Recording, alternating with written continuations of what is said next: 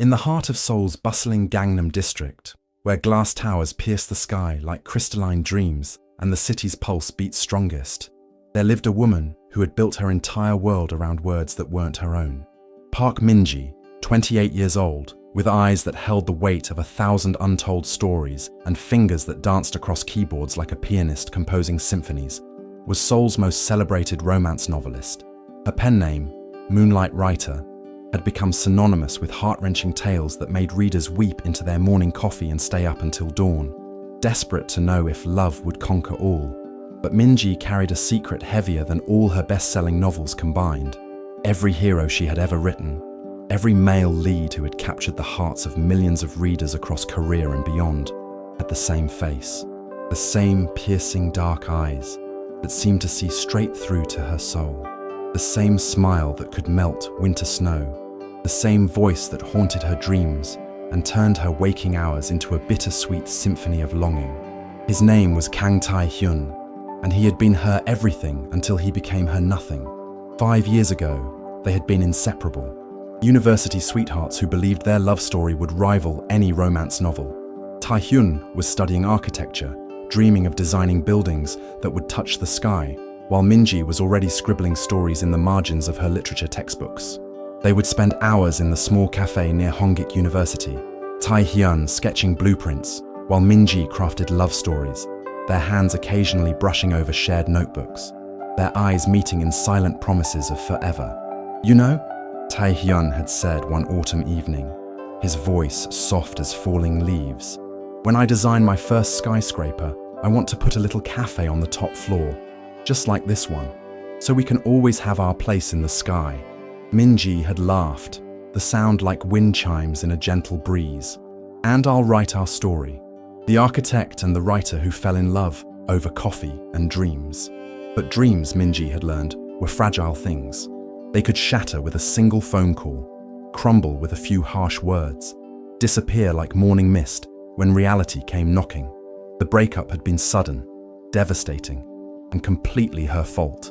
At least, that's what she told herself every night as she stared at her ceiling, replaying that terrible evening when she had let her insecurities and fears speak louder than her love. She had accused him of not taking her writing seriously, of seeing her dreams as cute hobbies rather than serious aspirations. She had said things she didn't mean, pushed him away when he tried to explain, and when he finally left her apartment that night, she had been too proud to chase after him, too proud and too scared that he might not turn around. Now, 5 years later, Min-ji sat in her luxurious apartment overlooking the Han River, surrounded by awards and bestseller plaques, and wondered if success meant anything when you had no one to share it with. Her latest novel, The Architect's Heart, had just hit #1 on every bestseller list in Asia, and her editor was calling it her masterpiece. If only she could tell him that every word had been soaked in real tears, every romantic scene a memory she couldn't escape. The irony wasn't lost on her. She had become famous for writing love stories, but she had lost the only love that had ever mattered. Min-ji's phone buzzed, jolting her from her melancholy thoughts. Her editor's name flashed on the screen, and she answered with the professional cheerfulness she had perfected over the years. "Min-ji, darling, I have incredible news." Her editor's voice practically vibrated with excitement. "We've got a movie deal for The Architect's Heart, and you'll never guess who's been chosen to consult on the architectural aspects of the film." Min-ji's blood turned to ice. Somehow, deep in her heart, she already knew. Kang Tae-hyun, the architect who designed the new Seoul Sky Tower. Isn't that amazing? He's apparently a huge fan of your work, though he doesn't know the author's real identity yet. This is going to be the collaboration of the century. The phone slipped from Min-ji's numb fingers, clattering onto her marble floor. The room seemed to spin around her, and she gripped the edge of her desk to steady herself. Tae-hyun, her Tae-hyun, the man she had written about for 5 years without ever mentioning his name. The man whose face she had given to every hero, whose voice she had given to every romantic confession, whose heart she had broken and then spent years trying to piece back together through fiction. He was going to discover that Moonlight Writer was Park Min-ji. He was going to realize that every novel she had written was about him. Every love story, every happy ending she had crafted for fictional characters, while denying herself the same happiness in real life. The meeting was scheduled for the following Monday at the production company's offices in the gleaming heart of Gangnam. Minji spent the weekend in a state of panic that rivaled her worst deadline stress. She changed outfits 7 times, practiced casual greetings in the mirror, and seriously considered faking a terminal illness to get out of the meeting. But Monday morning arrived with the inevitability of sunrise, and Minji found herself standing in front of a glass building that seemed to stretch endlessly toward the sky. How fitting, she thought bitterly, that she would face her past in a tower that touched the clouds, just like the ones Taehyun had always dreamed of designing. The elevator ride to the 42nd floor felt like an eternity. Minji's reflection stared back at her from the polished steel walls, and she hardly recognized the woman she saw. Gone was the fresh-faced university student who had believed in forever. In her place stood a successful novelist with carefully styled hair, designer clothes, and eyes that had learned to hide their pain behind professional smiles. The conference room was all windows and minimalist furniture, with a view of Seoul that stretched to the horizon. Minji took a seat at the long glass table, her hands trembling slightly as she arranged her notes. She had prepared for this meeting like a general preparing for battle, but no amount of preparation could have readied her. For the moment the door opened, and Kang Tae-hyun walked in. 5 years had only made him more beautiful. His hair was shorter now, professionally styled, and he wore a perfectly tailored suit that spoke of success and confidence. But his eyes, those dark, expressive eyes that had haunted her dreams, were exactly the same. They still held that spark of creativity, that hint of mischief that had made her fall in love with him in the first place. He was talking to the director, his voice carrying that familiar warm tone that had once whispered sweet nothings in her ear. Minji felt her carefully constructed composure begin to crack. "And this is our best-selling author, the mysterious Moonlight writer," the director announced with a flourish. "She's finally agreed to reveal her identity for this project." Taehyun turned toward Minji, his professional smile already in place, and their eyes met for the first time in 5 years. The smile faded from his face as recognition dawned, replaced by an expression of such shock and confusion that Minji felt her heart break all over again. "Minji?" His voice was barely above a whisper, as if he couldn't quite believe what he was seeing. "Hello, Taehyun." She managed to keep her voice steady, though her hands were shaking so badly she had to clasp them together under the table. The silence stretched between them, heavy with 5 years of unspoken words, until the director cleared his throat awkwardly. "Oh, you two know each other. That's wonderful. This collaboration is going to be even more magical than we thought." If only he knew, Minji thought, how tragically magical it was going to be. The meeting proceeded with agonizing professionalism. They discussed character development, architectural accuracy, and the visual aesthetics of the film.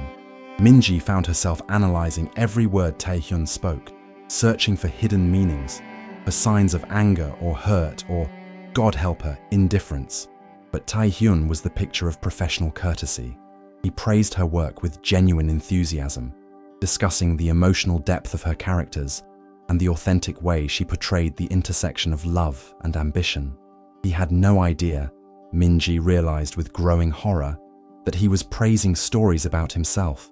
"The male lead in The Architect's Heart is particularly well developed," Taehyun was saying, his eyes focused on his notes rather than her face.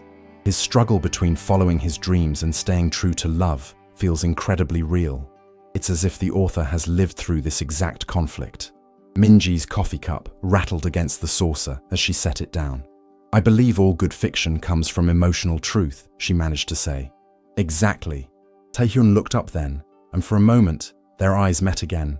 "The best stories are the ones that come from the heart, even when they're painful to tell." Was he talking about her novels, or about them? Minji couldn't tell, and the uncertainty was killing her.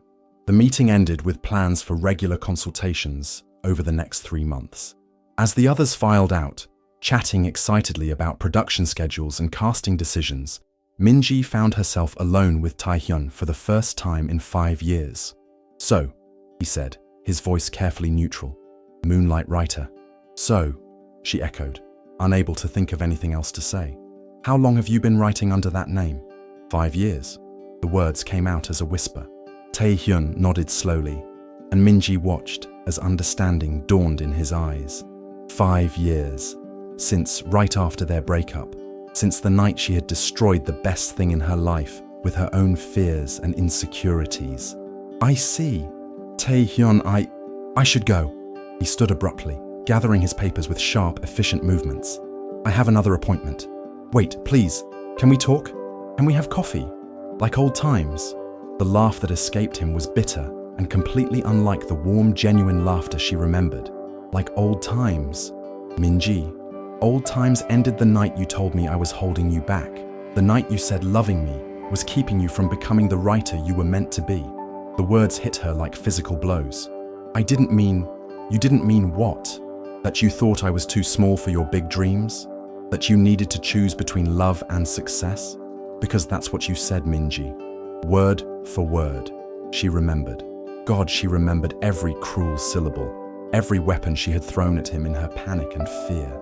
She had been young and scared and so terrified of being hurt that she had hurt him first. I was afraid, she said, her voice breaking.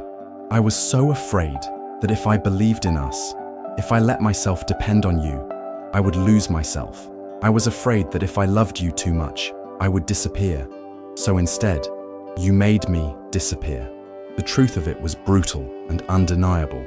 She had made him disappear from her life and then spent 5 years making him reappear in every story she wrote. She had lost the real Taehyun and fallen in love with the fictional versions of him she created over and over again. I should go, Taehyun said again. And this time, Minji didn't try to stop him. But as he reached the door, he paused and turned back to her. I read all your books, you know, every single one. I kept telling myself it was just coincidence, that all male leads in romance novels probably seemed familiar. But it wasn't coincidence, was it? Minji could only shake her head, tears streaming down her face. I have to ask, Taehyun continued, his voice soft but edged with pain. If you missed me enough to write about me for 5 years, why didn't you ever try to find me? Why didn't you ever try to fix what you broke? The question hung in the air between them like a bridge she had never been brave enough to cross. And then he was gone, leaving Minji alone with her tears and her regrets, and the view of Seoul stretching endlessly beyond the windows. That night, Minji sat in her apartment, staring at her laptop screen. She had a deadline approaching, another romance novel that her readers were eagerly awaiting. But for the first time in 5 years, she couldn't write. Every time she tried to create a new hero, all she could see was the look in Taehyun's eyes that afternoon. The hurt, the confusion, the way he had looked at her as if she were a stranger wearing the face of someone he used to love. Her phone rang, jolting her from her spiral of self-pity. Her editor's name flashed on the screen, and Minji considered letting it go to voicemail. But responsibility won out, as it always did. Minji, darling, how did the meeting go? Are you and Taehyun going to work well together? We have a history, Minji said carefully. Oh, how wonderful. Old friends collaborating on a project. This is going to be even better than I thought. If only it were that simple. If only they were old friends instead of old lovers who had destroyed each other with words and silence and the terrible weight of unspoken truths. The next few weeks passed in a blur of awkward meetings and professional courtesy. Minji and Taehyun worked together on the script, ensuring that every architectural detail was accurate, every emotional beat rang true. They were polite, efficient, and completely professional. They were also slowly killing each other with kindness. Minji found herself memorizing the way Taehyun's fingers moved when he sketched, the way he tilted his head when he was thinking, the way he still unconsciously touched his ear when he was nervous. She catalogued these details like a collector gathering precious artifacts, storing them away for the stories she would write when this torture was over. But the more time she spent with him, the more she realized how much she had lost. The Taehyun she had written about in her novels was a memory, a ghost of the man she had loved in university. The real Taehyun had grown and changed and become someone she barely knew. He was more confident now, more successful, more guarded. He spoke about his work with passionate intensity, about the buildings he had designed and the dreams he had achieved. But he never mentioned love, never hinted at a personal life, never gave her any clue about whether he had found someone else to share his success with. The thought that he might be married, might have children, might have built the life with someone else that she had been too afraid to build with him, haunted her nights and distracted her days. It was during their fourth meeting, as they sat in yet another sterile conference room reviewing character motivations, that everything changed. "I don't understand the ending," Tae-hyun said, his voice tight with frustration. "The female lead spends the entire novel pushing the male lead away, convincing herself she's not good enough for him, that love will ruin her career, and then suddenly at the end, she decides to fight for him? What changed? What made her realize she was wrong?" Minji stared at the script pages scattered across the table, her throat tight with unshed tears. "Sometimes," she said slowly, "you don't realize what you've lost until it's too late. Sometimes you spend years thinking you made the right choice, only to discover that you traded everything meaningful for things that don't matter." "But that's not what happens in the book," Tae-hyun pressed. "In the book, she gets him back. She fights for him and wins. She gets her happy ending." "Fiction," Minji whispered. "Fiction is where we get to fix the things we broke in real life." The silence that followed was deafening. Minji could hear her own heartbeat, could feel the weight of Tae-hyun's stare, could sense the moment when understanding finally, completely dawned. "Every book," he said, his voice barely audible. "Every single book was about us." Minji nodded, unable to speak. "The architect in Building Dreams, the musician in Symphony of Hearts, the chef in Recipe for Love, all of them were me. All of them were you," she confirmed, the words scraping her throat raw. Tae-hyun stood abruptly, pacing to the window that overlooked the sprawling city below. "Do you have any idea what it's like to see your own face in every bookstore? To read your own words spoken by fictional characters? To watch strangers fall in love with idealized versions of yourself, while the real you can't even get a phone call?" "I'm sorry," Minji said, though she knew the words were inadequate. "I'm so sorry." "I loved you," Tae-hyun said, his back still to her. "I loved you more than I had ever loved anything or anyone. I would have given up my dreams, my career, my entire future if you had asked me to. But you never asked. You just decided I wasn't worth the risk." "That's not true," Minji stood, moving toward him. "You were worth everything. You were worth too much. That was the problem." Tae-hyun turned to face her, and Minji was shocked to see tears in his eyes. "What does that even mean?" "It means I was 23 years old and terrified of loving someone more than I loved myself. It means I had watched my mother disappear into my father's dreams until she forgot she had any of her own. It means I was so scared of becoming someone else's supporting character that I wrote myself out of the story entirely. So you wrote me into other stories instead. I wrote you into every story, because even when I was too afraid to have you in my real life, I couldn't imagine a world where you didn't exist. Every hero I created was you. Every love story I told was ours, just with a different ending." Tae-hyun was quiet for a long moment, processing her words. When he finally spoke, his voice was soft, but filled with a pain that made Minji's heart ache. "Do you know what the worst part is? I spent 5 years trying to forget you. I dated other women. I threw myself into my work. I even got engaged once. But every time I read one of your books, every time I saw that fictional version of myself fall in love with that fictional version of you, I remembered why I couldn't let go. You were engaged." The words came out as a whisper. "For about 6 months. She was perfect on paper, beautiful, successful, understood my career, but she wasn't you. She didn't know that I still sleep on the left side of the bed because I'm used to making room for someone else. She didn't know that I still order 2 coffees sometimes out of habit. She didn't know that I kept every story you ever wrote in university, even the terrible ones about vampires and time travel." Minji's heart was breaking and healing simultaneously. "Tae-hyun, I called off the engagement after I read The Architect's Heart. Do you know why?" She shook her head. "Because in that book, the female lead says something to the male lead that you said to me once. Word for word. She tells him that loving him feels like standing too close to the sun, that she's afraid if she gets any closer, she'll burn up and disappear.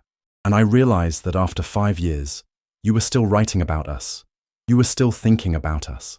Minji remembered that line, remembered writing it at 3 in the morning with tears streaming down her face, remembered thinking that it was the most honest thing she had ever put on paper. "I never stopped thinking about us," she admitted. "I never stopped loving you." "Then why?"